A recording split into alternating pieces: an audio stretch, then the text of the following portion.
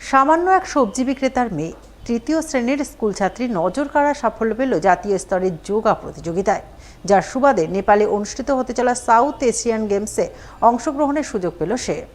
যোগা প্রতিযোগিতায় এমনই নজর কাড়া সাফল্য অর্জনকারী স্কুল ছাত্রীর নাম সেঞ্জুতি বারুই। 9 বছরের সেঞ্জুতি পুরাতন মালদার শাহপুর অঞ্চলের নিত্যানন্দপুর প্রাথমিক বিদ্যালয়ের তৃতীয় শ্রেণীর স্কুল ছাত্রী। তার বাড়ি পুরাতন মালদার মঙ্গলবাড়ি মহানন্দা কলোনি এলাকায়। বাবার নাম বিনয় বারুই এবং মায়ের নাম সান্তনা বারুই। বাবা পেশায় এক সামান্য সবজি বিক্রেতা। তিনি ভ্যানে করে সবজি ফেরি করেন। আয় বলতে যৎ সামান্য, অথচ এই সামান্য আয়ে তিনি তার ঘর সংসার চালিয়ে 2 মেয়েকে লেখাপড়া শিখিয়ে বড় করে তুলছেন।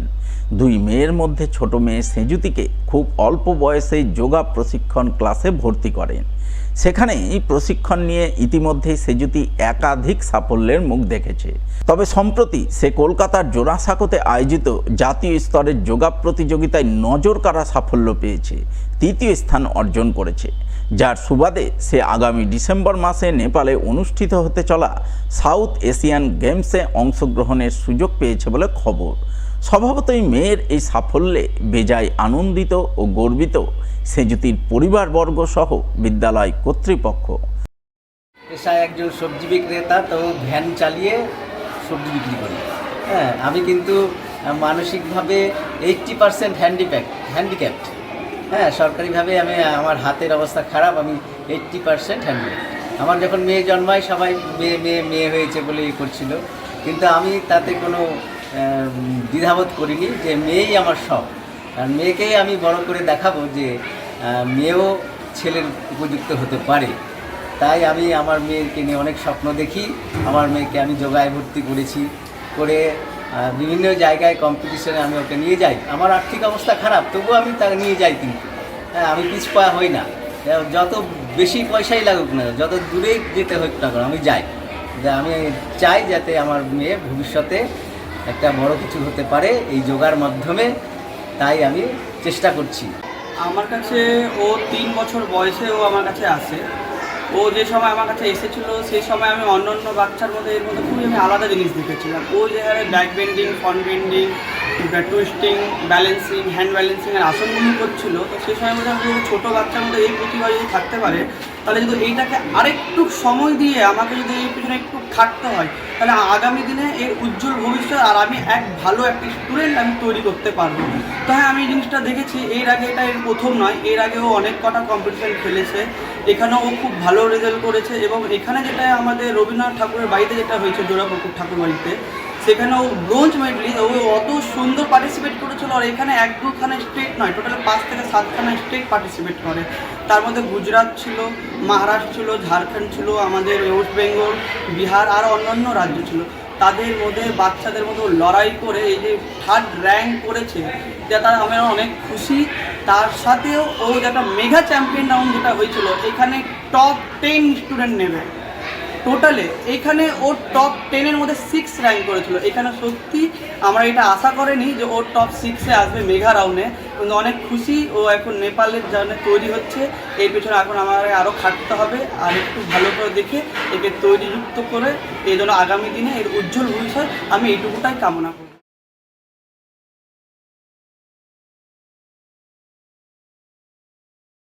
দীর্ঘ 84 বছরের ধর্মীয় ঐতিহ্য পরম্পরা মেনে এবারও উত্থান একাদশীর পুণ্যতিথিতে মালদার পঞ্চানন্দপুরের দামোদর টোলায় সূচনা হলো রাস উৎসব। পাশাপাশি মহা ধুমধামে রাস উৎসবের সূচনার ছবি নজরে এলো পঞ্চানন্দপুরের মেঘুটোলাতেও। শনিবার 4 দিনব্যাপী রাস উৎসবের সূচনার প্রাক্কালে শুভ অধিবাস পর্বকে ঘিরে প্রথমে পঞ্চানন্দপুর দামোদর টোলার সমস্ত ভক্তরা মিলে কলস যাত্রা করেন।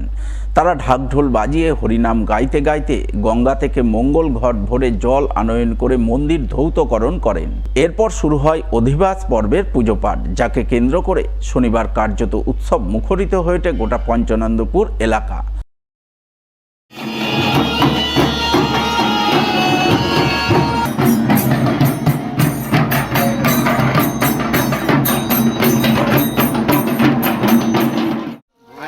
শুভ দিন, উত্থান একাদশী, পঞ্চানন্দপুর রাস উৎসবে 84তম বর্ষপার্শ্বিক উৎসবে শুভ সূচনা হবে, শুভ অধিবাস হবে। এই অধিবাস পূজায় বিশিষ্ট শাস্ত্রবিদ গৌর ঝা মহাশয় পূজা পাঠ করে উত্থান একাদশী তিথি উপলক্ষে রাস উৎসবের সূচনা শুরু করবেন। আজকে সকালে আমাদের গ্রাম থেকে প্রায় 5,000 মায়েরা গঙ্গা থেকে গঙ্গা জল এনে মন্দির ধৌত করেছে। এই জন্য মায়েদের চরণে শত শত কোটি প্রণাম জানাচ্ছে এবং এই উত্থান একাদশী উপলক্ষে এলাকাবাসীদেরও আন্তরিক অভিনন্দন জানাচ্ছে। দীর্ঘ 84 বছরের ধর্মীয় ঐতিহ্য পরম্পরা মেনে এবারও মহা ধুমধামে কলস যাত্রার মাধ্যমে রাস উৎসবের সূচনা হলো পঞ্চানন্দপুরের মেঘুটোলায়। এই উপলক্ষে এদিন মেঘুটোলা 32 প্রহর ব্যাপী হরিনাম সংকীর্তন কমিটির পক্ষ থেকে কলস যাত্রা আয়োজন করা হয়। কলস যাত্রায় সামিল মহিলা পুরুষ সকলেই হরিনাম সংকীর্তন গেয়ে গঙ্গা ঘাট থেকে মঙ্গল ঘট ভরে জল আনয়ন করেন। এরপর জল দিয়ে মন্দির ধৌতকরণের পর শুভ অধিবাস পর্বের পুজো পাঠ করে 32 প্রহর ব্যাপী হরিনাম সংকীর্তনের শুভ সূচনা করেন, যাকে কেন্দ্র করে শনিবার উৎসব মুখরিত হয়ে ওঠে গোটা মেঘুটোলা এলাকা।